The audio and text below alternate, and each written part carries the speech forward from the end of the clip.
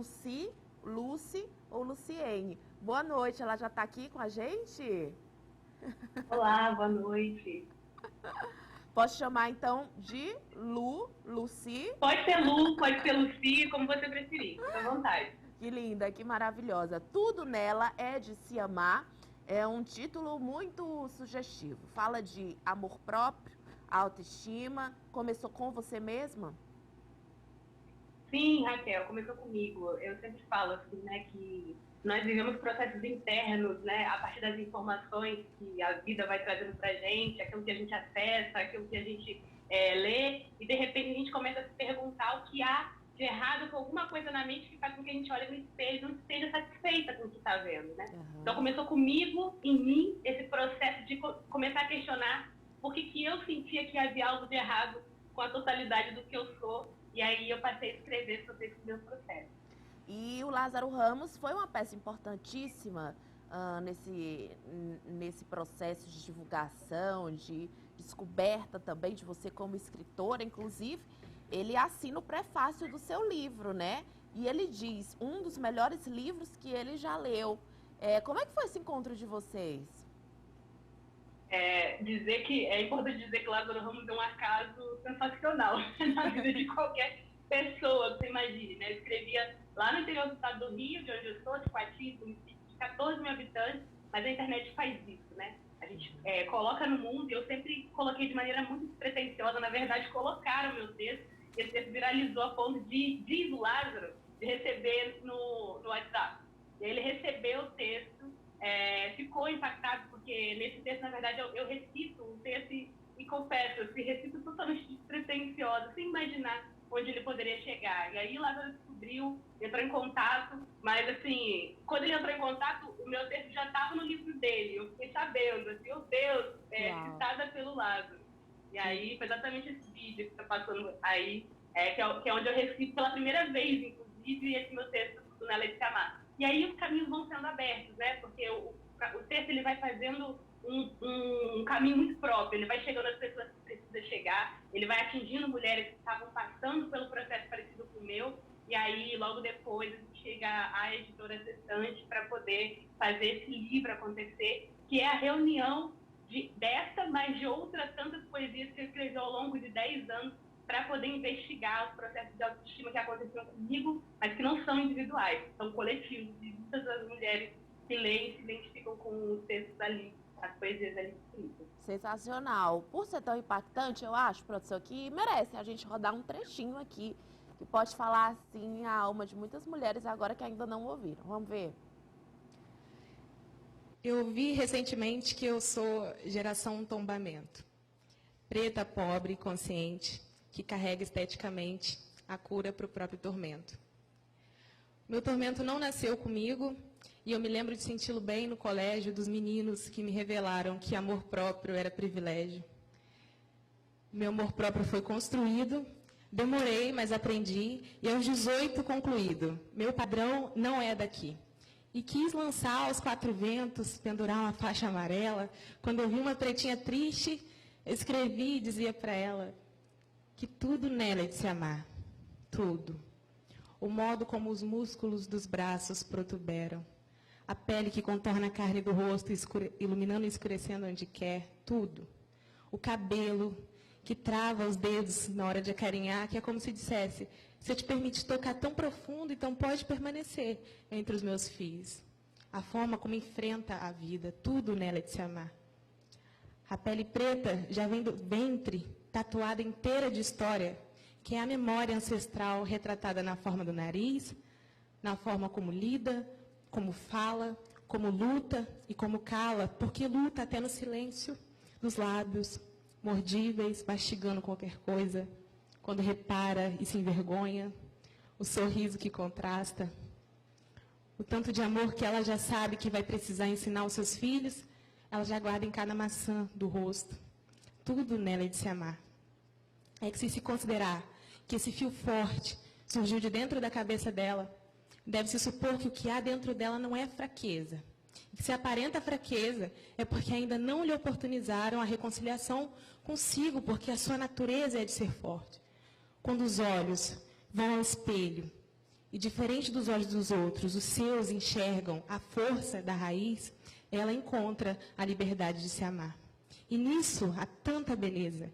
A descoberta de si depois de crescida energiza o corpo que urge em recuperar o tempo perdido de se amar. E aí descobre, finalmente, antes tarde do que nunca, que tudo nela é de se amar. E aí, naquele Enem, caiu Beauvoir, Simone de Beauvoir. Que lindo, e a gente passaria aqui a noite ouvindo até o final, mas a gente vai deixa inclusive, para quem quiser conferir o vídeo nas redes sociais da Lu e no YouTube também. E tem uma expressão que você usa que é a pedagopoesia. O que é isso, Lu? Eu descobri que o que me estimulava a escrever os textos eram coisas que eu estava aprendendo. Uhum. E eu entendi que eu conseguia transformar o que eu estava aprendendo em uma explicação didática, porque ela se fazia lenta, em ritmo e rima. E aí eu entendi que a minha poesia tinha uma função. Às vezes ela conseguia ser pedagógica também.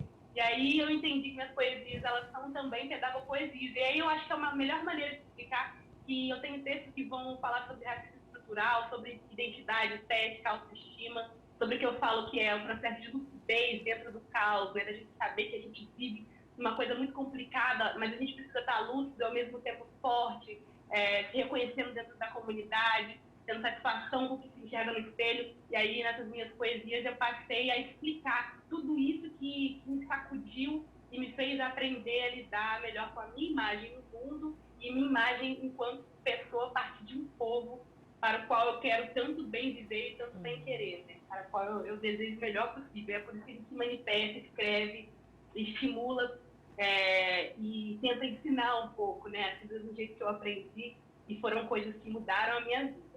E não tem outro caminho que não seja a educação, né, Lu? Inclusive, você tem todo um movimento voltado para os estudantes. Conta pra gente.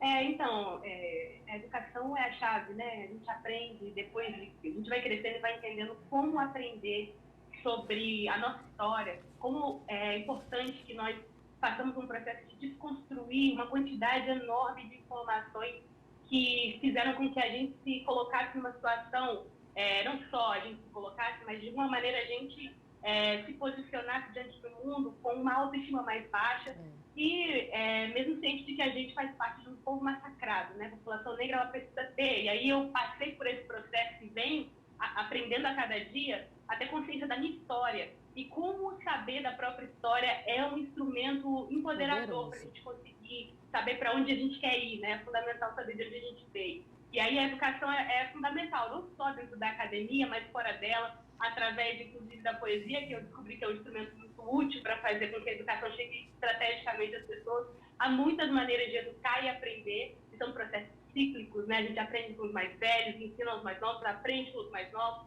aprende quando a gente está atento, aprende acessando a arte, e tudo isso faz a gente tentar e se esforçar para sempre ser uma pessoa melhor no lugar que a gente vive e, enfim, estar sempre atento àquilo que pode aprender e a se ensinar. Agora, você imaginava que a poesia poderia ser uma arma tão poderosa? E como que você se descobriu escritora e poetisa? Não imaginava, eu adoro. Essa pergunta é muito boa, assim, porque eu sempre escrevi, eu nunca achei que eu fosse escrever um livro. Eu sempre escrevi porque dentro de mim pulsava uma necessidade muito forte de colocar para fora o que eu estava sentindo e que estava me sacudindo, sabe? Eu sempre digo assim, tem gente que a arte é cantar, tem gente que é dançar, tem gente que atua, tem gente que desenha, e de alguma maneira a poesia parece que existia em mim, mesmo que eu não consumisse, que eu lesse poesia. E é por isso que tem gente que diz, né, que poesia é como se fosse uma flor que nasce no asfalto, assim. Quanta gente consegue escrever poesia em meio ao caos, porque a comunicação, essa necessidade de escrever, de dizer, de colocar para fora de alguma maneira, é algo que impulsa, né? Então, comigo foi através da poesia e eu jamais imaginava que o que eu estava fazendo tinha esse valor. Eu realmente fui surpreendida quando o vídeo chegou no universo, assim, e as pessoas passaram a devolutiva, né? De que, Lu, isso que você está dizendo, e era assim, não era só dizer, é bom esse texto. As mulheres diziam para mim, eu estou escutando todos os dias, porque isso mexeu comigo de tal maneira. Então, isso foi me tomando conta de mim. Eu entendi que eu era poeta a partir disso, né? A gente tem umas imagens do que é poeta, né? O poeta, aquele homem, aquela figura. Por isso que eu tive dificuldade de me enxergar como poeta. Mas, a certa altura, chegou um momento, depois que o vídeo estava tão difundido, que eu não podia mais desacreditar que aquilo que eu estava fazendo era uma arte entendida como tal, tanto pelas pessoas, porque a linguagem poética tem isso, né? Não texto corrido. É um texto que traz uma linguagem do subjetivo que se conecta com aquela poesia que há dentro de todo mundo, porque se estava dentro de mim e eu mesma não sabia. Então, assim, essa linguagem poética que se conecta com a poesia que há em todo mundo era uma coisa que eu passei a identificar quando eu coloquei a minha palavra no mundo. Tem um autor que eu gosto muito, que se chama Fanon, Franz Fanon, ele diz: falar é existir absolutamente para o outro. E eu percebi que eu passei a existir para os outros. Uau. Quando eu coloquei minha poesia no livro. Sensacional. E como o central da maioria dos seus temas é a autoestima, o que você diria, então, para aquelas mulheres que não têm ou que acham que têm e, na verdade, elas estão ali rotuladas a padrões e sempre buscando estar satisfeitas e muitas das vezes não conseguem, né? A autoestima para as mulheres, inclusive, é muito associada à beleza. Mas não se trata disso, né, Lu? O que é, então, essa tal autoestima, inclusive, de acordo com um relato de vivência seu? Eu acho que dá para dizer assim, eu me lembro, quando você perguntou, eu me lembrei de uma fala do Malcolm X, que ele diz assim: quem te ensinou a odiar o formato do seu nariz? Quem te ensinou a odiar o formato da sua boca? E aí eu vou entender, né? Quem te ensinou a odiar o tamanho das suas pernas, os pelos e a crespura do seu cabelo? Quem te ensinou? Porque se nós somos compostos de formatos diferentes, a gente precisa entender que em algum momento a gente foi estimulada a pensar mal de nós mesmas, mas se a gente aprendeu a fazer isso, a gente consegue desaprender e aprender de outro jeito, né? E é curioso, a gente consegue ver pessoas fora do padrão de beleza, porque ele existe, e que conseguem ostentar uma forma de vida de tamanha confiança em si mesmas. Algumas pessoas conseguem fazer isso e a gente pergunta: o que é isso, né? Que brilho é esse? O que é essa coisa que essa pessoa tem? E eu posso dizer que mesmo ciente de quais são os padrões, eu acho que eu consigo hoje entender o que é isso. Isso não é nenhuma iluminação natural, uma luz que vem dentro de mim ou daquela pessoa que mesmo fora dos padrões, gorda, magra, alta ou baixa, se gosta no espelho. É uma consciência da dignidade própria e que se dá a partir do conhecimento de que nós somos a continuação de uma herança ancestral que tem uma história muito antiga. Então eu tenho orgulho dos meus traços porque eles são traços das minhas avós, das avós das minhas avós, e isso me orgulha muito. Eu acho que é isso. Quando a gente começa a ter noção de quem nós somos, dos nossos traços, de onde eles vêm, a gente consegue se orgulhar para dizer: essa boca grande, esse nariz grande, que eu vou passar para os meus filhos e eu vou ensinar esse amor, para que quando eles forem revelados a realidade de uma sociedade racista, machista, gordofóbica, para que eles possam dizer sobre a dignidade própria que aprenderam em casa, a partir da história que nós ensinamos, nós construímos juntos, para que este mundo não massacre ainda mais o indivíduo em sua humanidade, porque a gente, em algum momento, precisa tomar conta da gente mesmo para conseguir seguir em frente. E aí eu acho que é mais ou menos por esse caminho. É um processo diário, mas a gente precisa começar ele. Uau, você é pura luz. E como é gostoso ficar te ouvindo falar.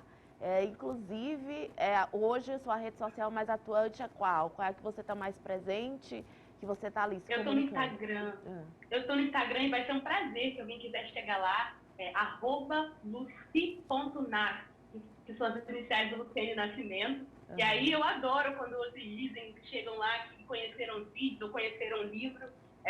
O Tudo na Lei de Amar é possível encontrar muito fácil. Se você está no Google, você encontra quais livrarias em todo o Brasil é possível comprar, ou comprar pela internet para poder chegar no conforto da sua casa, no meio desse caos, desse apocalipse da pandemia. Então dá para pedir pela internet também. para poder ter acesso. Então, Já coloca aí para a sua lista, tá? Tudo nela é de se amar, fica aí a dica.